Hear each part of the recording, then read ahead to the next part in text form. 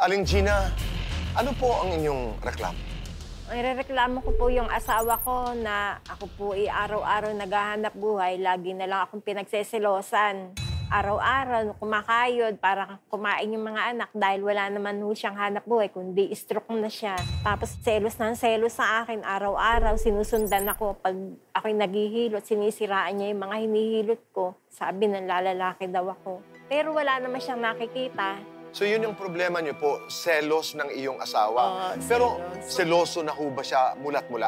Hindi ho. Ito lang ho nung na-stroke. 4 na taon na siyang stroke. Pagka-stroke niya, selos ng selos. Kasi araw-araw kasi ho, lumalabas ako doon sa kabilang bahay. Naalagaan ko yung matanda ngayon.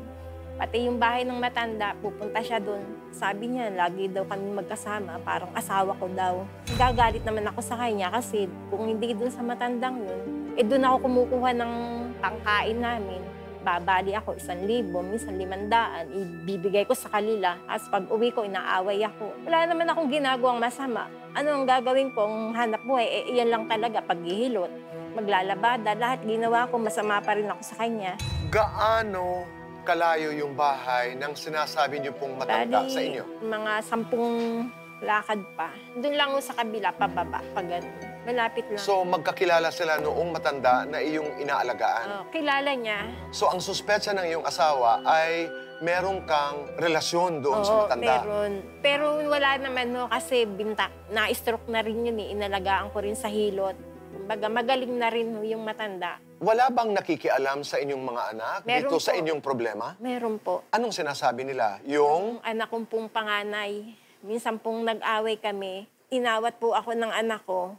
Kasi po, itinulak ako ng asawa ko, nag-away kami dun sa karsada. Lumaban ako kasi niwarat niya yung damit ko. Inabol pa rin ako hanggang dun sa poste ng Meralco, doon kami na-shoot. Hindi na kami makaalis doon. Ang ginawa ng anak ko, binuhat ako, dumudugo yung muso ko. Nagalit na ako sa kanya, tumakbo ako ng barangay. Nung pagtakbo ko sa barangay, nireklamo ko na doon sa barangay kasi laging ginagawa sa akin yung pananakit So anong nangyari po doon sa pag-uusap niyo sa barangay? Pinag-aayos naman po kami, pinagharap lang. Ayaw naman niyang humarap. So hindi kayo nagharap sa barangay? Nag-aaway pa rin kami. Kaya, So wala kayong mga kasulatan? Wala kayong napagkasunduan? Meron po, ibinalater ko na lang po siya. Letter sa pulis? Sa barangay. Sa barangay. Konting background lamang po, Aling Gina. Kailan ho kayo nagpakasal? Bali, po yun? 6 na ang inyong anak. Opo, 6 Tama? po. Kailan po ito? Anong taon? Po yun Valentine's po. Anong taon? 2015.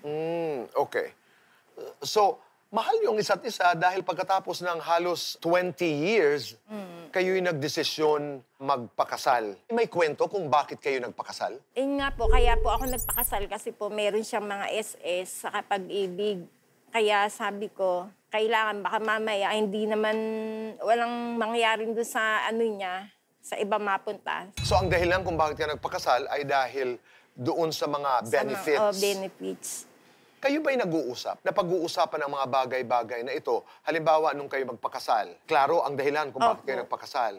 Kami nagpakasal dahil sabi ko, yun nga po yung sa SS na sinasabi niya, wala daw. Baka naman na-insulto po siya. Hindi naman po. Naintindihan niya? Naintindihan Dahil nung kayo naman. nagpakasal, 6 na ang inyong anak. So, nasaan ngayon ang inyong relasyon?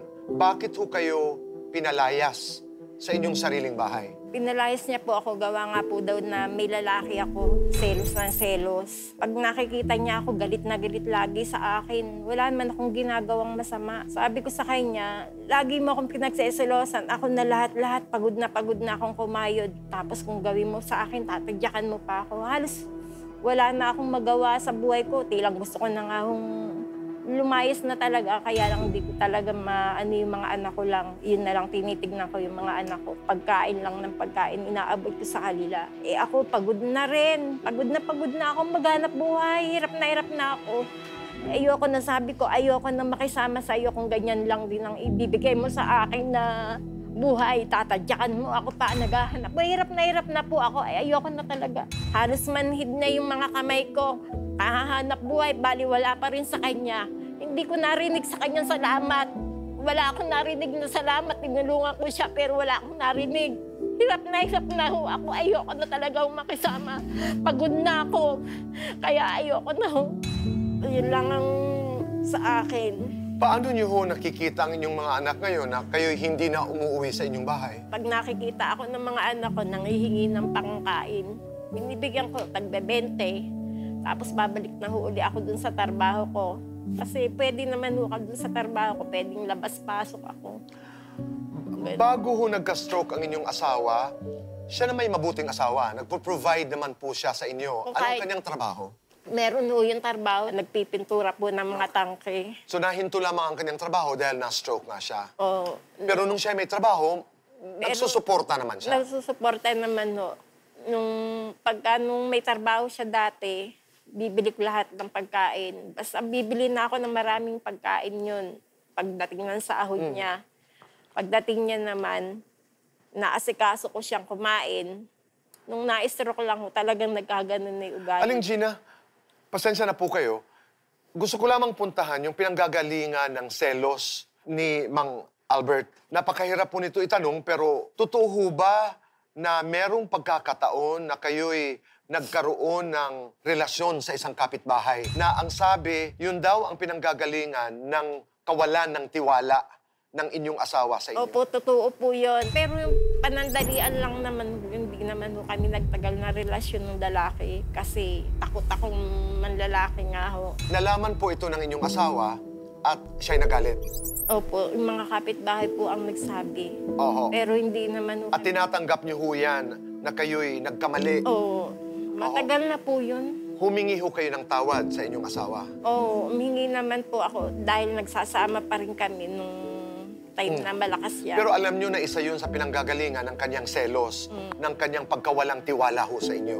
Nanumbalik din ang inyong pagsasama. Nung na-stroke lang siya, saka siya nagkaganon. So yung issue noong kapitbahay, wala ho yun? Wala na ho. Okay, so kayo nandito po sa CIA with PA. Ano po sana ang gusto niyong mangyari? Gusto ko po siya bigyan ng leksyon para matauhan. Ngayon, kung pwede, ipakulong ko na lang para matapos na eh. Ayoko na talaga hong makisama sa kanya sa ginagawa niya sa akin paghihirap eh. Gusto niyo ho siyang makulong at makipaghiwalay ng maayos? Makipaghiwalay na. Yan ang gusto niyong sabihin.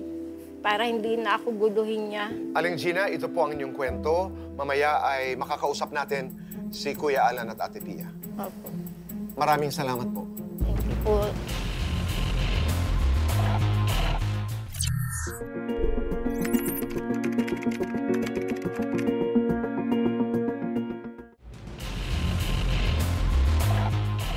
Mang Albert, nakausap po namin si Aling Gina. Nais po namin marinig ang panig ho ninyo. Ano ho ang inyong kwento?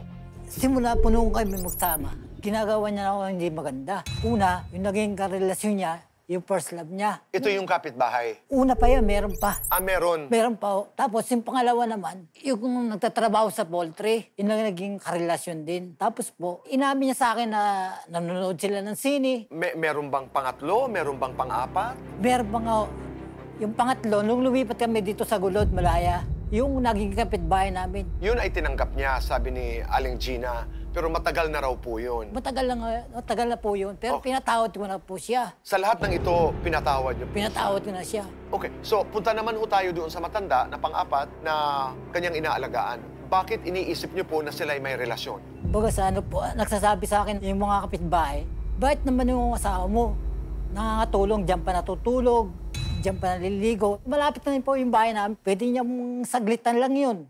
Pwede siyang bumalik, pwede siyang umuwi ng bahay, pero matulog, hindi pwede. Dahil lalaki yun eh.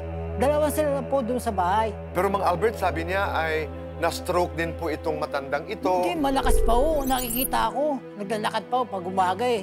Okay. Pero nagseselos po kayo? Nagsiselos po. Natural lang po ako dahil Okay. asawa po ako. At pag nagseselos ho kayo, nasasaktan mo siya? Minsan nag-ano kami, na inano ko yung damit niya, inablot ko. Siyempre, sobrang galit ko po.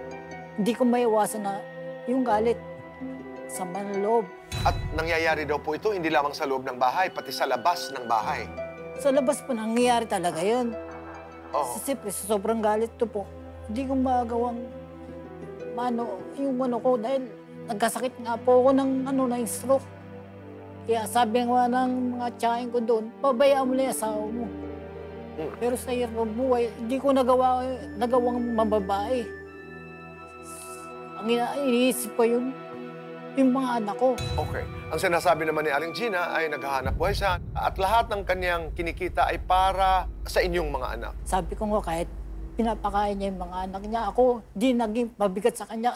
Kahit stroke ako, naglalaba ako, nagluluto, nag-iigib pa ng tubig. Sasabihin niya sa akin, inutil na ako, hindi na ako mapagtrabaho. Nagsimula daw po ang inyong pagiging seloso nung kayo'y na-stroke. Opo. Siyempre, nasaktan ako dahil noong una, naglalabas siya. Tapos nakikita ko doon sa mga lalaki, nakikipag-inuman siya. Nung natapos na yun, pinatigil ko lang siya doon. Lumipat naman doon siya sa matanda. Yung matanda malakas pa po. Halos nakikita ko araw-araw doon naglalakad. Wala bang panahon na tahimik niyong napag-usapan ito? Wala, palaging mataas ang boses niya ngayon. Ako malumanay magsalita po. Pero siya, tumataas na yung boses niya sa akin. Kaya doon nagsisimula yung galit ko. Nung kinakausap ko po si Aling Gina, ayaw niya na po. Hindi na raw niya kaya ang pananakit mo, hindi na raw niya kaya ang buhay niya na kasama ka. Ano po ang inyong reaksyon? Ilang beses na po nagawa niya yan. Pero bumabalik pa rin doon sa bahay po namin. Inaano niya yung mga anak niya. Eh siyempre, katulad ko, nagkaroon ng problema sa pangangatawan. Hindi ko na magampanan ng mga ng anak ko dahil siyempre, nangingilang ko ng mga tulong doon sa mga kaibigan ko, mga tiyahin ko, mga pagkain namin para makain lang kami. Pero siya, sinusumbat niya pa yung binibigay niya sa amin pagkain. Sabihin niya pa sa akin, inutil ka na, wala ka kang pag-asa, makapagtrabaho. Sabi ko nga, binuwi ako ng Panginoon. May plano pa sa akin ng Panginoon. Kahit ako nagkaganito, hindi ko inagad kahit ako nagkaganito, may plano pa talaga sa akin ng Panginoon. Kahit ako nagkaganito, hindi ko nagawang magbabae. Iniisip ko yung kapakanan ng aking mga anak. Mang Albert, ano po ang inyong dasal sa Diyos ngayon? Sabi ko nga sa sarili ko, pinapalalaki ko sa Panginoon. Kahit ako nagkaganito, sana hindi magkawatak-watak ang pamilya namin. Magsama-sama kami kahit kami naghihirap. Kasi ayaw ko matulad doon sa naging karanasan ng magulang ko. Broken na ang family na kami. Kung kayo po ang masusunod, gusto niyo pong umuwi si Aling Gina sa inyo? Wala namang problema sa akin kung uuwi siya ng bahay. Sabi ko lang sa kanya, pag natapos ka magtrabaho sa Batanda, pwede ka na umuwi, pwede ka na bumalik. Mang Albert, maraming salamat po sa pagbabahagi niyo ng inyong kwento sa amin. Maya ay kakausapin natin si Ate Pia at Kuya Alan. At dasal ko naman ay sana'y maayos ang dapat maayos.